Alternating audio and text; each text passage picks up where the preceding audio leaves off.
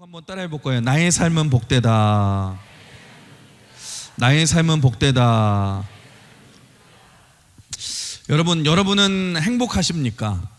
여러분, 많은 사람들이 행복을 위해서는 이제 생각하는 것이 뭐냐? 내 조건이 좋아야 내가 행복할 수 있다, 이렇게 생각을 하는데, 그래서 주어진 환경을 원망하면서 살아가지 않습니까? 아니, 왜 나는 이런 환경에서 태어났을까? 왜 나는 이런 환경에 처하게 됐을까? 다른 사람과 자신을 비교해 가면서 살아가는데, 여러분, 실제로 인생을 한번 살아보십시오. 인생을 살아보면 어떻습니까? 신기한 것이 뭐냐? 아무리 조건이 좋아도 불행하게 사는 사람들이 있고요, 아무리 어려운 환경 속에 산다 할지라도 여러분, 행복하게 사는 사람들이 있다라는 것입니다. 그러니까 무슨 말이냐? 행복이라는 것은 조건에 달려있지 않다. 여러분, 행복은 바로 이것입니다. 행복은 뭐냐? 하나님이 우리에게 주신 이 하루하루의 인생이라는 선물을 어떻게 살아내느냐에 달려있는 줄 믿습니다. 그러니까 여러분, 과거에 얽매여서 다른 사람과 비교하면서 불행하게 사는 것이 아니라, 오늘 하나님이 내게 주신 은혜들을 여러분 바라보면서 감사함으로 믿음의 길을 걸어가는 것, 그게 바로 행복한 삶인 줄 믿습니다. 그래서 여러분, 행복이라는 노래를 아시죠? 뭐라고 그래요? 가사가 어때요? 화려하지 않아도 정결하게 사는 삶, 가진 것이 적어도 감사하며 사는 삶, 내게 주신 작은 힘을 나눠주며 사는 삶, 이것이 나의 삶의 행복이라오. 눈물 날 일이 많아도 기도할 수 있는 것, 억울한 일 많으나 주를 위해서 참는 것, 비록 짧은 작은 삶 주 뜻대로 살아가는 것, 이것이 나의 행복이라오. 이것이 행복이라오. 세상은 알 수 없는 하나님의 선물, 하나님의 자녀로 살아가는 것, 이것이 바로 행복이라오. 여러분, 탈무드에도 이런 얘기가 나오죠. 어떤 사람이 현자와 세 가지 질문을 하는데, 이 세 가지 질문 중에 첫 번째 질문이 이거죠. 세상에서 가장 지혜로운 사람이 누구입니까? 그랬더니 모든 사람으로부터 배우는 자입니다. 말고, 두 번째 질문은 뭐예요? 세상에서 가장 강한 사람은 그럼 누구입니까? 그랬더니 대답이 자기 자신을 이기는 사람입니다. 그리고 마지막 세 번째 질문이 이거였어요. 그렇다면 세상에서 가장 부유한 사람은 누구입니까?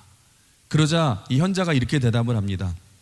가장 세상에서 부유한 사람은 자신에게 주어진 것을 만족하는 사람입니다. 여러분, 그렇습니다. 행복이라는 것은 자기에게 주어진 삶을 만족할 때에, 그때 인간은 가장 부유함을 느낄 수 있는 줄 믿습니다. 여러분, 세상의 원리는 1등만 환영을 받는 경쟁사회 가운데 우리가 살아가지만, 성경을 보시면 한 번도 하나님은 우리에게 넘버원 1등이 되라고 말씀하시지 않았어요.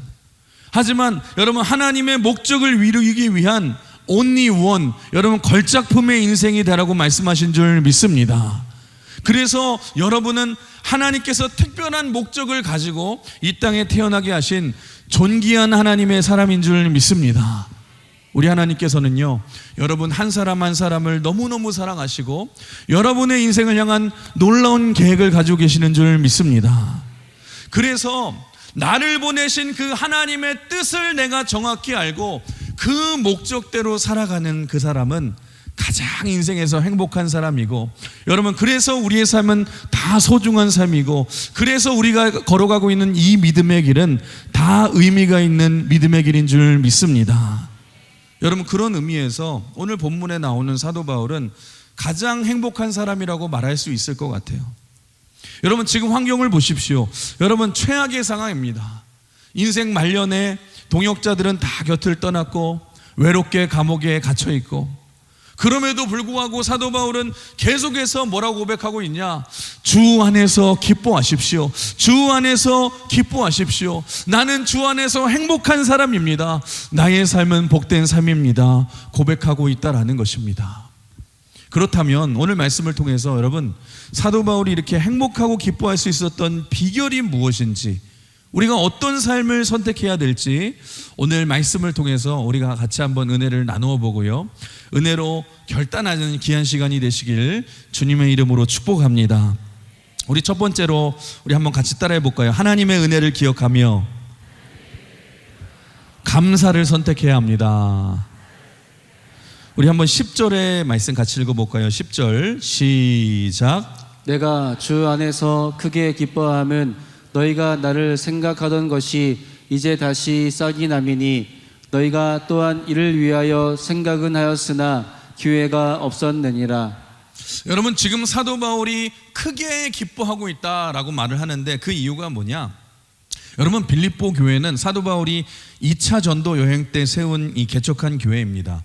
그런데 이 바울이 빌립보 교회만 개척한 것이 아니라 그 전에 고린도 교회도 개척을 했고 수많은 교회들을 개척을 했고 소아시아의 교회들을 개척을 했고, 그런데 그 교회들이 그때부터 직접적으로 간접적으로 사도 바울의 선교 사역을 후원하기 시작을 했는데, 그런데 이 사도 바울의 인생의 말년이 되자 자꾸 감옥에 갇히고 매질을 당하고, 여러분, 교회들이 바라보니까 복음의 이 문이 계속해서 확장되는 것이 아니라 복음의 길이 자꾸 막히는 것 같으니까 우리가 더 이상 재정을 낭비하지 말고 사역을 더 잘하는 사람에게 후원하자 하면서 많은 교회들이 바울을 향한 후원을 끊기 시작한 거예요.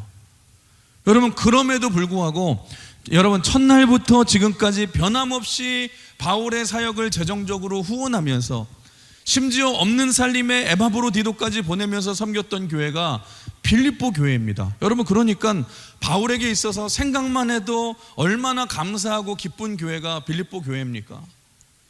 여러분, 그런데 무슨 이유인지는 모르겠지만 이 빌립보 교회의 후원이 끊기게 된 거예요.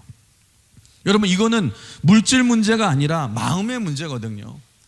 여러분, 그런 말이 있잖아요. 물질이 가는 곳에 마음이 가기 때문에 여러분, 이 바울을 향해 있던 빌립보 교회의 마음이 지금 끊어졌다라고 사도 바울이 생각하니까 바울이 많이 속상했던 것 같아요. 그런데 그러던 와중에 여러분, 끊어졌던 빌립보 교회의 후원이, 재정 후원이 다시 시작되는 것을 보고서 이게 돈이 아니라 빌립보 성도들의 사랑이구나, 이들의 사랑이 변치 않았고 이들의 마음이 변하지 않았구나라고 느끼게 되어서 사도 바울이 지금 뭐라고 고백을 하고 있냐? 너희가 나를 생각하게 되는 것이 다시 싹이 나는 것 같아서 나는 굉장히 기쁩니다. 참 재밌는 표현을 하죠. 다시 싹이 난다. 우리 어릴 적에 그런 우리 찬양 많이 불렀잖아요. 싹 트네 싹 터요. 어디 싹 터요? 내 마음의 사랑이, 그러잖아요. 지금 이 바울의 마음에 이 사도 바울이 사실 그렇게 상처받았다고 앙심을 품고서 감히 너희들이 내 재정 후원을 끊어? 그래도 너희들이 크리스찬이야? 이 괘씸한 놈들, 이렇게 나쁘게 말할 수도 있지만 여러분, 오늘 본문을 보시면 바울이 얼마나 이들을 배려하면서 말을 이쁘게 하고 있습니까? 맞아, 너희가 그럴 리가 없어, 안 했을 리가 없어. 너희가 분명히 생각은 했지만 기회가 없어서 나를 못 도와준 거구나. 여러분, 말을 해도 참 배려 있게 하고 고맙게 하지 않습니까? 여러분, 예수님도 한번 보십시오. 예수님도 십자가를 지시기 이전에 겟세마네 동산에서 3명의 제자들과 올라서 여러분, 너희가 나를 위해 뜨겁게 기도를 해달라고 부탁을 한 후에 예수님이 기도하고 돌아오시자 세 제자들이 잠만 퍼질러 잘 때에 예수님 열받아서 하실 수 있죠. 이 독사의 자식들아, 지금 잠이 오냐? 퍼질러 자냐? 여러분, 그렇게 화를 내실 수 있었지만 예수님 어떻게 말씀하셨습니까? 너희가 마음은 원이로되 육신이 약하구나 하면서 배려해 주시지 않습니까? 여러분, 얼마나 고맙습니까? 여러분, 그래서 무슨 말이냐? 믿음이라는 것은 뭐냐? 믿음은 우리의 해석이 변하는 것인 줄 믿습니다. 지금 사도 바울을 보시면 그 어려운 환경 속에서도 여러분, 감사할 것들을 찾고 감사로 해석해내지 않습니까? 사랑하는 성도 여러분, 여러분은 어떠하십니까? 여러분의 언어 생활은 어떠하십니까? 여러분은 범사에 감사하고 계십니까? 우리는 그렇게 생각할 때가 많아요. 관계 속에서도 나한테 잘해주는 사람은 좋은 사람이고 나한테 잘못하는 사람은 나쁜 사람이다. 우리는 그렇게 판단하지만 아니에요. 여러분, 믿음으로 좋게 해석하면은요, 세상에는 두 종류 사람밖에 없어요. 여러분, 기도해주는 사람과 기도하게 만드는 사람밖에 없거든요. 여러분, 나에게 잘해주는, 나를 기도해주는 사람도 있지만 나를 힘들게 하는 원수 같은 사람, 이 사람은 나를 힘들게 해서 나를 기도하게 만들어주니까 결과적으로 나를 여러분 기도하게 만드는 고마운 사람 아닙니까? 여러분 마찬가지로 내 삶에 어려움이 생겨서 내 삶에 문제가 생기고 어려움이 생기고 그래서 내 삶은 망했다, 어렵다, 문제가 생겼다 생각하는 것이 아니라 여러분 믿음으로 해석한다면 그 어려움 속에서도 우리가 감사할 수 있는 이유가 뭐냐? 우리가 많이 말씀드렸죠. 한번 따라해 볼까요? 문제가 아니라 기도 제목입니다. 이게 문제가 아니라 내 삶의 기도 제목이다 라고 생각하면 감사가 터져 나오지 않겠습니까? 여러분 믿음이라는 것은 해석의 문제이고 그래서 믿음만 있으면 감사가 넘치는 삶을 살 수 있는 줄 믿습니다. 여러분 이런 얘기 들어보셨죠? 평생을 여러분 이제 같이 살아온 한평생을 살아온 부부 할아버지 할머니가 이제 잘 지내고 있었는데 어느 날 할아버지 할머니에게 천사가 갑자기 뿅 나타나서 내가 너희들의 소원을 들어줄 테니 소원을 하나씩 말하라고 부탁을 한 거예요. 얘기를 한 거예요. 그랬더니 할머니가 이 할머니 너무너무 착해. 아무튼 여자들은 착해요. 할머니가 뭐라고 말씀하시냐? 아이고 나는 평생 살았는데 다 이루어서 소원은 없고 지금까지 이렇게 착한 남편하고 잘 살아와서 그냥 감사합니다. 그냥 감사합니다. 그렇게 말을 한 거예요. 그랬더니 할아버지가 옆에서 할머니 눈치를 조금 보더니 천사에게 어이 그러더니 저쪽 구석에서 같이 다 둘이만 얘기하자고 그러는 거예요. 이상하다 천사가 생각해서 저쪽 구석에서 가서 할아버지가 이런 얘기를 하시는 거예요. 사실은 제가 평생을 저 여인하고 함께 살아왔는데 그동안 너무 힘들었습니다. 제 남은 평생의 소원은 뭐냐? 남은 평생 저 여자랑 사는 게 아니라 저는 20살 어린 여자하고 한번 살아보고 싶습니다. 그랬더니 천사가 머리를 극적극적하고 난처해 하다가 소원을 뿅 하고 들어줬죠. 어떻게 했냐면 할아버지를 할머니보다 20살 더 늙어버리게 만드셨어요. 여러분 우스운 얘기지만 무슨 말입니까? 여러분 있는 환경에 만족하는 게 행복이지 내가 남은 평생 좀 다르게 살아보겠다고 바꾸면 그때부터 더 인생이 힘들어지는 거 아닙니까? 사랑하는 성도 여러분, 내게 주어진 삶에 감사하시길 주님의 이름으로 축원합니다. 여러분 우리 남편들에게 감사하시고 우리 배우자들에게 감사하시고 아내들에게 감사하시고 여러분 나 같은 사람하고 살아줘서 감사하잖아요. 우리 자녀들에게 여러분 감사하십시오. 나 같은 사람을 부모로 믿어줘서 감사하지 않습니까? 여러분 이렇게 좋은 교회가 있고 이렇게 좋은 동역자가 있어서 얼마나 감사합니까? 우리가 이렇게 하나의 공동체로 함께 예배할 수 있는 게 얼마나 감사합니까? 우리 옆 사람 한번 인사해 볼까요? 옆자리에 앉아주셔서 감사합니다. 여러분 믿음은 해석이고 늘 감사가 넘치는 삶을 살았기에 사도 바울은 여러분 이 기쁨의 삶, 행복의 삶을 누릴 수 있었다는 것입니다. 그렇다면 사도 바울이 이렇게 항상 감사할 수 있었던 이유가 뭐냐? 여러분 이유가 중요한데 사도 바울은요 하나님의 은혜를 체험했고요 그 은혜를 늘 기억하며 살았다는 것입니다. 여러분 사도 바울은 원래 어떤 사람입니까? 예수 믿던 자들을 핍박하고 죽이던 자가 다메섹 도상에서 예수 그리스도를 인격적으로 만나지 않습니까? 그때부터 사도 바울은 깨달은 게 뭐냐? 죽어 마땅할 그 인생을 우리 주님이 구원해 주실 뿐만 아니라 나를 이방인의 사도로 부르시고 사명을 맡겨주신 그 은혜를 생각할 때마다 사도 바울은 너무너무 감사한 거예요. 그리고 평생 그 주님을 위해 복음을 전하다가 지금 인생 말년에 감옥에 갇혀 있잖아요. 감옥에 갇혀 있으면서 여러분 앉아 있으면서 창문을 바라보다가 문득 그런 생각이 들지 않겠습니까? 아, 내가 옛날에는 그 예수를 믿는 내가 핍박자요, 폭행자요, 회방자였는데 이 죄인 중에 개수였고 가장 큰 죄인이었는데 그런 나를 큰 죄인 복받아 살 길을 열어주시고 이렇게 복음을 위해 나를 사용해 주실 뿐만 아니라 가장 보물이신 인생의 보물이신 주님을 위해 내가 이제 핍박을 당할 수 있으니 얼마나 감사한가. 여러분 너무 감사해서 찬송이 터져나오고 감격의 눈물을 흘리지 않겠습니까? 여러분 우리도 마찬가지입니다. 죽어 지옥에 가야 마땅할 우리를 하나님의 사랑으로 십자가의 보혈로 우리를 구원해 주셨는 줄 믿습니다. 여러분, 그뿐만 아니라 우리에게 직분을 맡겨주시고 사명을 주셔서 하나님 나라 일꾼으로 삼아주시니 이게 얼마나 큰 은혜입니까? 그 은혜를 우리가 망각하지 않고 그 은혜를 기억할 때에 감사가 터져 나올 수밖에 없는 줄 믿습니다.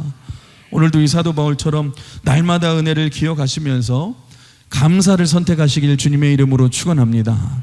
두 번째로 한번 따라해 볼 거예요. 세상이 아니라 하나님을 바라보면서 자족을 선택해야 합니다.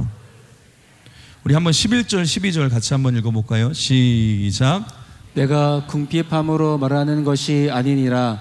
어떠한 형편에선지 나는 자족하기를 배웠노니 나는 비천에 처할 줄도 알고 풍부에 처할 줄도 알아. 모든 일 곧 배부름과 배고픔과 풍부와 궁핍에도 처할 줄 아는 일체의 비결을 배웠노라. 아멘. 어떠한 형편에도 나는 자족하기를 배웠노니. 여러분, 자족이라는 게 뭐예요? 자족은 남들과 비교하지 않고 스스로 넉넉함을 느끼고 만족하는 것을 말해요. 여러분, 사도 바울이 행복할 수 있었던 이유는 뭐냐? 그는 어떠한 상황에서도 자족할 줄 알았다.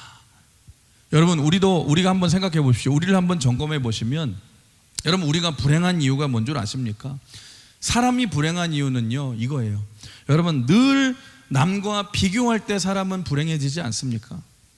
여러분, 한번 생각해 보세요. 비교라는 것은 내 자신에 있는 가치를 그대로 받아들이는 것이 아니라, 여러분, 남과 비교하면 상대적이게 되잖아요. 상대적으로 여러분 가치가 떨어지고 가치가 높아지지 않습니까? 그러니까 우리는 인생이 늘 그런 거예요. 남과 비교하면서 살면서 내가 남보다 좀 낫다고 생각하면 금방 교만해져서 여러분 우쭐해지는 게 인간이고, 남과 비교해서 내가 좀 더 못해 보이면 금방 우울해지고 여러분 좌절하고 낙심하는 것. 그래서 마귀가 우리를 넘어뜨릴 때 쓰는 가장 큰 무기 중에 하나가 뭐냐? 이 비교의식과 열등감이라는 것입니다. 여러분, 목사님들도 참 신기한 게 뭐냐?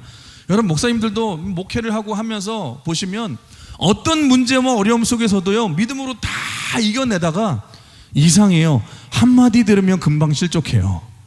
여러분, 옆 교회가 여러분 부흥했다는 얘기 들으면 실족한다니까요. 여러분, 금방 넘어져요. 여러분은 어떻습니까?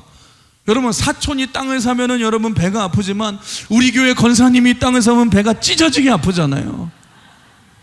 여러분, 왜 그렇습니까? 우리는 늘 비교하며 살기 때문에. 여러분, 한번 따라해 볼까요? 비교는 바보들이 하는 놀이입니다. 옆 사람 한번 인사해 볼까요? 바보 되지 맙시다. 비교하지 맙시다. 여러분, 성경을 보시면 이 하나님이 주신 그 귀한 능력을 가지고 잘 쓰임 받을 수도 있었는데 망했던 대표적인 사람이 한 사람 나오죠. 그게 누구입니까? 바로 사울 왕이에요. 여러분, 하나님이 주신 이스라엘의 왕이라는 그 귀한 직분과 그 능력을 가지고 왕이라는 역할을 잘 감당했으면은요, 여러분 얼마나 영광스러운 인생이 될 수 있었습니까? 그런데 그 사울 왕이 여인들이 만든 노래 하나 때문에 여러분 무너지게 되잖아요. 아무튼 여러분, 노래도 잘 들으셔야 됩니다. 여인들이 어떤 노래를 불러요? 이 다윗이 골리앗과의 싸움을 여러분 승리하고 돌아오자, 여러분, 사울은 천천히요 다윗은 만만이라. 여러분, 비교하는 노래를 듣고 그때부터 열등감과 비교의식에 사로잡혀서 평생을 다윗 죽이는 인생이 되지 않습니까? 우리 한번 따라해 볼까요? 자족은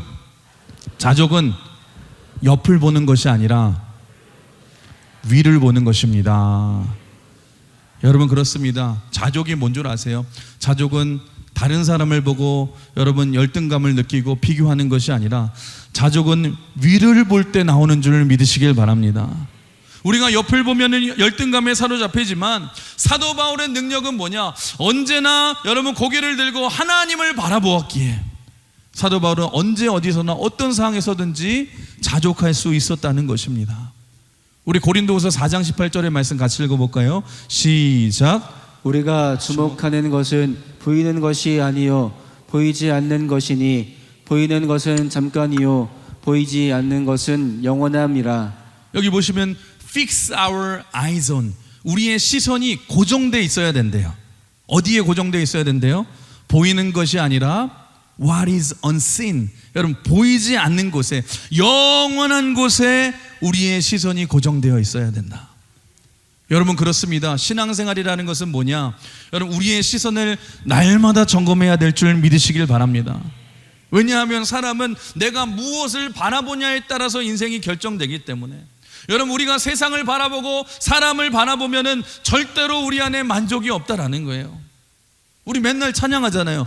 사람을 보며 세상을 볼 땐 만족함이 없었네. 누굴 볼 때? 나의 하나님, 그분을 뵐 때 위를 바라보고 하나님을 바라보고 저 멀리 뵈는 나의 시온성을 바라보고 하나님의 영원한 나라를 바라볼 때에 나는 만족하겠네. 여러분, 그때에 우리가 자족하며 믿음의 경주를 담대히 걸어갈 수 있다라는 것입니다.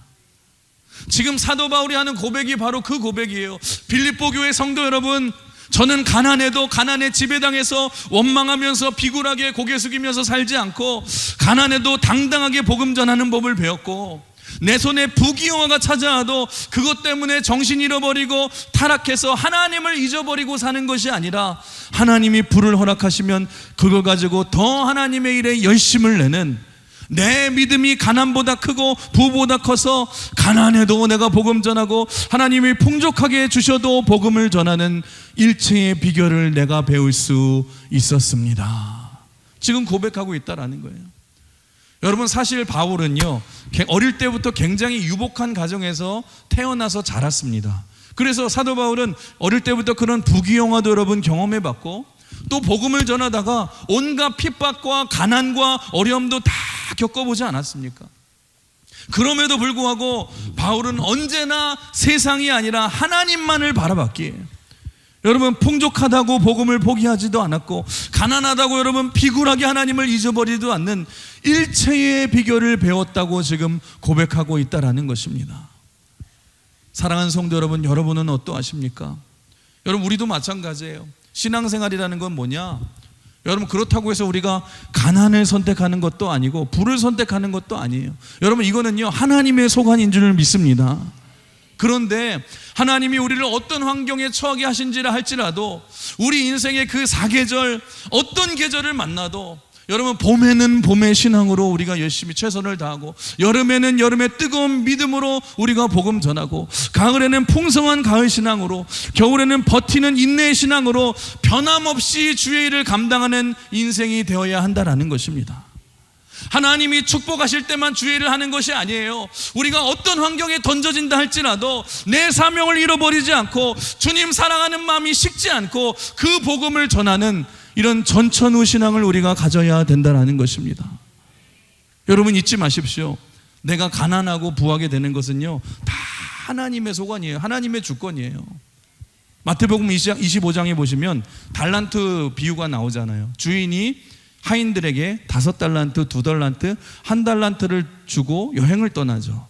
근데 성경을 보시면 왜 주인이 누구에게는 5달란트, 누구에게는 2달란트, 1달란트를 줬는지 이유를 설명하지 않아요. 설명이 없어요.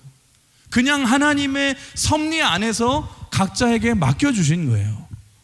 여러분, 무슨 말이냐면, 그래서 내가 5달란트 받았다고 해서 내가 교만할 필요도 없고, 내가 1달란트 받았다고 해서 좌절할 필요도 없다라는 것입니다.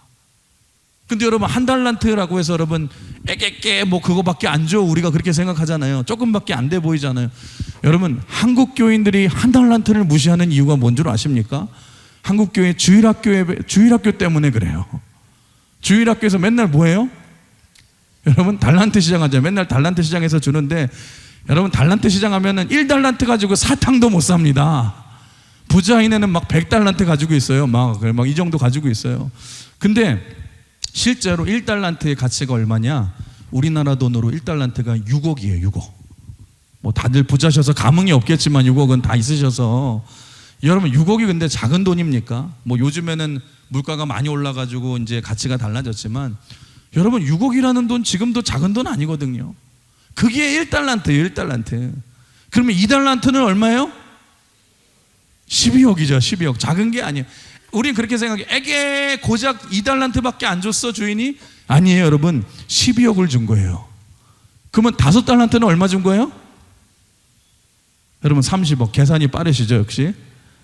여러분 이렇게 달란트가 작은 가치가 아니지만, 여러분 성경을 보시면 왜 누구는 1달란트 주고 누구는 5달란트를 줬는지, 왜 그렇게 따르게 줬는 이유를 설명하지 않아요. 왜냐하면 그게 마태복음 25장의 주제가 아니기 때문에. 성경에서 말하는 달란트 비유의 핵심이 뭔 줄 아십니까? 여러분 주인이 보는 것은 뭐냐? 하인이 얼마를 받고 뭘 받았느냐를 보는 것이 아니라, 주인은 얼마나 맡겨진 것을 가지고 주의 일에 충성하는가, 내게 주어진 것을 가지고 얼마나 충성하는가를 주인이 보신다는 거예요. 여러분 그래서 내가 다른 사람보다 적게 받았다고 해서 열등감을 내가 느끼면서 하나님이 나를 사랑하지 않으신가 봐, 그렇게 할 필요가 없다라는 거예요. 더 많이 받은 사람이 적게 받은 사람보다 더 대단하고 좋은 사람이 아니라는 거예요. 하나님이 네가 저 사람보다 더 훌륭하고 대단해서 너를 더 많이 준 거야, 그렇게 말씀하신 적이 없다라는 거예요. 여러분 잊지 마세요. 하나님은 딱 한 가지를 보십니다. 내가 얼마를 받았든지 무엇을 받았든지 감사함으로 내게 주어진 사명에 충성하고 있는가, 여러분 그거를 하나 보신다는 거예요. 사랑하는 우리 강은혜 성도 여러분, 우리 모두가 이런 인생이 돼야 될 줄 믿습니다. 어떤 환경에 내가 놓여도, 오늘 내가 물에 던져져도 내가 헤엄치면서 주를 위해 충성하고, 내일 불에 던져져도 다니엘의 세 친구처럼 불 속에서도 하나님을 기도하고 찬양할 줄 아는, 환경을 뛰어넘는 전천후 크리스찬이 돼야 될 줄 믿습니다. 그래서 우리가 추구해야 될 삶은 뭐냐? 부자로 살 것인가 가난한 사람으로 살 것인가가 아니에요. 그건 하나님께 맡기시고, 지금 하나님이 나에게 무엇을 허락하셨는가를 생각하면서 나를 어떠한 환경으로 인도하셔도, 어떠한 형편으로 인도하셔도 그걸 다룰 수 있는 능력이 중요하다라는 것입니다.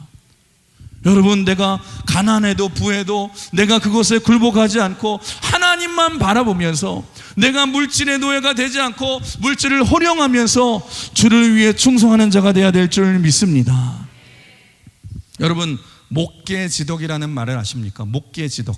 사자성어 중에 목계지덕이라는 말이 있는데, 이 말은 외부의 자극이나 환경에 흔들리지 않은 강력한 카리스마를 가진 리더를 말할 때에 많이 쓰는 말이에요. 목계지덕. 그러니까 목계라는 것은 나무로 만든 닭이라는 뜻이죠. 그러니까 닭인데 훈련을 받은 닭인데, 너무 훈련을 많이 받아서 마치 나무로 만든 닭처럼 어떠한 환경에도 움직이지 않고 흔들리지 않는 강력한 닭을 목계지덕이라고 그래요. 이 사자성어가 탄생하게 된 배경이 뭐냐? 어떤 왕이 싸움닭을, 이제 투개, 싸움닭을 이제 좋아하는 이 왕이 있었는데, 부하에게 명령을 내린 거예요. 최고의 싸움닭을 한번 만들어 봐라. 명령을 내렸어요. 그러고 나서 한 열흘이 지나서 부하를 불렀어요. 부하를 부르고 물어봤어요. 혹시 이제 닭이 싸우기에 충분한가? 그랬더니 부하가 말합니다. 아직 멀었습니다. 닭이 싸움을 잘하긴 하지만 교만해서 지가 최고인 줄 알고 있습니다. 그래서 열흘이 또 지났어요. 열흘 지나서 또 이제 부하를 불렀어요. 이제는 닭이 좀 잘 싸울 줄 아는가? 그러자 이제 또 부하가 말하는 거예요. 아직 멀었습니다. 닭이 교만함은 버린 것 같은데 상대방의 소리와 그림자에 너무 쉽게 반응을 합니다. 또 열흘이 지나서 다시 물었어요. 이제 닭이 싸우기에 이제 충분해졌는가? 그러자 또 말합니다. 아직 멀었습니다. 조급함은 버렸는데 상대방을 노려보는 눈초리가 너무 공격적입니다. 그러고 나서 이제 열흘이 지나자 이제 왕이 다시 물었어요. 이제 닭이 싸울 만한가? 그러자 이번에 이렇게 얘기를 했어요. 이제 된 것 같습니다. 이제는 이 닭이 상대방이 아무리 소리를 질러도 아무런 반응도 하지 않고 완전한 마음의 평형을 찾아서 이제는 나무와 같은 목계가 되었습니다. 어떤 닭도 이 닭을 보면 무서워서 이제 도망을 갑니다. 여러분 여기서 말하는 최고의 싸움닭이 뭐예요? 단순히 싸움 잘하는 닭이 최고의 싸움닭이 아니라 누가 와도 흔들리지 않는, 마치 나무로 깎은 이 닭처럼 저게 나무인지 닭인지 여러분 착각할 정도로, 멀리서 보면 착각할 정도로 여러분 움직이지 않는 닭을 보고 다른 닭들이 여러분 멀리서 보고 놀라서 무서워서 도망치게 만드는 닭, 그 교만함을 버리고 어떤 환경 속에서도 흔들리지 않는 닭이 최고의 싸움 닭이라는 것입니다. 사랑하는 성도 여러분, 이 모습이 바로 우리 예수 믿는 그리스도인의 삶의 모습이 되어야 될 줄 믿습니다. 여러분, 가난이 와도 우리가 흔들리지 않고, 여러분 부귀를 맡겨도 우리가 흔들리지 않고, 우리의 시선이 오직 주님께 있기에, 오직 주님께 있기에, 여러분 사도 바울과 같이 표대를 향해서 부르심의 상을 향해 달려가시는 저와 여러분 되시길 주님의 이름으로 축원합니다. 주님의 이름으로 축원합니다. 그래서 세 번째로 한번 같이 따라해 볼까요? 내게 능력 주시는 자, 오직 예수님 안에 거하기를 선택해야 합니다. 우리 한번 13절 같이 읽어볼까요? 13절 시작. 내게 능력 주시는 자 안에서 내가 모든 것을 할 수 있느니라. 아멘. 어쩌면 이 구절 여러분 제일 많이 들어보신 구절이고 제일 많이 좋아하는 구절이죠. 어쩌면 성경에서 가장 많이 오해를 받는 구절이 이 구절인데, 마치 우리는 예수님을 믿으면은 우리가 슈퍼맨 같은 능력이 생겨서 나는 뭐든지 다 할 수 있습니다, 나에게 힘 주시는 분이 생기면 내가 능력이 생겨서 병든 사람에게 손을 얹으면 이 병이 낫고, 물을 치면은 홍해가 갈라지고, 눈먼 사람에게 손을 얹으면 눈이 떠지고, 머리 나쁜 아한테 손을 얹으면 수능 만점을 맞고, 뭐 이런 식으로 우리가 이해를 할 때가 많은데, 여러분 이 말씀은 내게 능력 주시는 자 안에서 내가 슈퍼맨과 같이 될 수 있습니다, 이런 능력을 말하는 게 아니에요. 여러분 여기서 말하는 능력은 뭐냐? 여러분 나를 어떤 환경에 갖다 놓아도 나는 살아날 수 있습니다, 나는 사명 감당할 수 있습니다, 이 능력을 말한다는 것입니다. 나를 어떤 환경에 갖다 놔도 나는 하나님을 원망하지 않고 거기서도 복음 전할 수 있습니다, 거기서도 사명 감당할 수 있습니다. 내게 능력 주시는 자 안에서 나는 모든 환경에서도 주님의 일을 감당할 수 있고 사명 감당할 수 있습니다. 이게 바로 전천후 크리스찬의 모습이라는 것입니다. 여러분 여기서 말하는 능력은 이 두나미스라는 단어인데, 이 두나미스라는 단어는 무엇인가를 다 할 줄 아는 능력이라는 뜻이 아니에요. 굳이 말한다면 모든 것을 다 감당해내는 능력을 말한다는 거예요. 여러분 이렇게 생각하시면 돼요. 한 대도 맞지 않고 복음을 전하는 것도 능력이지만, 1000대를 두들겨 맞고도 복음 전하는 것을 포기하지 않는 것도 능력이라는 거예요. 돌이 날라오는 돌을 피하면서도 신비한 재주로 복음을 전하는 것은 여러분 그것도 능력이지만, 여러분 날아오는 돌을 다 맞으면서도 꿋꿋하게 복음을 전하는 것도 똑같은 능력이고, 내가 부자가 되어서 자유롭게 복음을 전하는 것도 귀한 것이지만, 가난해져서 복음을 전하는 것을 포기하지 않는 것도 능력이라는 것입니다. 지금 사도 바울이 이 놀라운 비결을 깨달았다라는 거예요. 이 어떤 환경 속에서도 흔들리지 않고 내가 전천후 크리스찬으로 서는 법, 봄이 오면 내가 봄을 즐기고, 여름이 오면은 여름을 즐기고, 가을이 오면은 열매를 즐기고, 겨울이 오면은 눈을 즐기면서, 그때 그런데 내가 겨울이 올 때에 여름을 그리워하지 않고 여름의 겨울을 기다리지 않고, 하나님이 오늘 내게 주신 것으로 내가 어떤 환경 속에서도 열매 맺고 살아갈 수 있습니다. 나는 예수 그리스도 안에 있기에 나는 반드시 승리할 수 있습니다. 여러분 우리도 그렇게 살고 우리도 그 비결을 배워야 한다는 것입니다. 사랑하는 성도 여러분, 이제 내게 능력 주시는 자 안에서 내가 모든 것을 할 수 있다라는 이유, 그 설명, 그 모습을, 이 말씀에 대한 이해를 아시겠죠? 그래서 오늘 우리가 추구해야 되는 것이 가난을 추구하라는 것도 아니에요. 여러분 부를 추구하는 것도 아닙니다. 이런 건 다 하나님 손에 맡겨드리세요. 여러분 오늘 내가 가난해도 절망하지 마십시오. 사라진 그 돈이 다른 사람에게 간 게 아니에요. 여러분 주님의 손에 간 거예요. 주님이 가지고 계시다가 때가 되면은 또 여러분에게 맡겨주실 수도 있어요. 여러분 잃어버린 돈이 아니라, 사라진 돈이 아니라 주님 손에 그대로 있는 줄 믿습니다. 그러다가 여러분 주님이 네가 가난해도 날 떠나지 않는구나, 가난해도 주의를 이렇게 열심히 하는구나, 그게 무르익으면 또 주님 손에 있던 재물을 또 왜 우리 손에 맡기지 않겠습니까? 여러분 절망할 필요가 없다라는 거예요. 우리가 어떤 형편에 있든지 그 형편에서 가난해도 흔들리지 마시고, 여러분 부하셔도 흔들리지 마시고, 오직 주님만 바라보고 가는 그 일체의 비결이 훨씬 더 중요한 줄 믿습니다. 여러분, 주님이 마찬가지로 좋은 환경을 내게 주셨을 때에 그것 때문에 여러분 사명 흔들리지 마시고, 하나님 내가 1억을 11조 할 수 있는 환경을 주시옵소서 기도하다가 응답해 주셨는데 1억 11조 하는데 그것 때문에 여러분 주님 떠나지 마시고, 그것 때문에 타락하지 마시고, 그것 때문에 주님과 멀어지지 마시고, 어떠한 환경이든지 능력의 원천이신 예수님 안에 거하심으로 말미암아 그럼 믿음으로 승리하시는 저와 여러분 되시길 주님의 이름으로 축원합니다. 오늘 말씀을 정리하겠습니다. 사랑하는 성도 여러분, 여러분은 행복하십니까? 오늘 사도 바울이 말한 이 절대 기쁨을 여러분도 소유하시길 주님의 이름으로 축원합니다. 오늘 같이 나누죠. 바울의 행복의 비결이 뭐냐? 여러분, 첫 번째로 나 같은 죄인을 구원하신 하나님의 은혜를 기억하며 감사를 선택하십시오. 늘 감사하십시오. 두 번째로 세상을 바라보면서 비교의식에 넘어지지 마시고 여러분 예수님을 바라보시면서 자족하는 인생 되시길 주님의 이름으로 축원합니다. 그리고 세 번째 뭐예요? 내게 능력 주시는 자 예수 그리스도 안에 거하심으로 말미암아 사도 바울과 같이 나는 주 안에서 기쁨이 넘칩니다. 나는 행복합니다. 나의 삶은 복됩니다. 라는 그 고백을 하면서 여러분 믿음으로 이 믿음의 길을 담대하게 걸어가시는 승리하시는 저와 여러분 되시길 주님의 이름으로 축원합니다. 주님의 이름으로 축복합니다. 이 시간에는 이 찬양을 같이 고백하기 원하는데요, 잘 모르시는 찬양일 수 있지만 제가 이 찬양의 가사의 고백이 너무 귀해서 이 시간에 함께 같이 나눠보기 원하는데요, 오늘 제목으로 삼은 이 찬양의 곡입니다. 나의 삶은 복되다 라는 찬양인데 가사를 보면은 이렇습니다. 이 믿음의 길을 알게 되어서 나의 삶은 복되다. 내 육신의 연약함을 깨달을 수 있기에, 담을 수 없는 하나님의 큰 사랑을 담아볼 수 있기에 이 믿음의 삶을 걷는 나의 삶은 복되다. 그러면서 이렇게 고백해요. 아버지의 때를 기다리며 내 원함을 꺾어도 보고 주님의 뜻이 이루어지기를 구하며 울 수 있는 것이 영광이다. 이 믿음의 길을 걷게 되어서 나의 삶은 복되다. 신실하신 아버지를 내가 의지할 수 있기에, 영원하신 주님의 나라를 소망할 수 있기에 나의 삶은 복되다.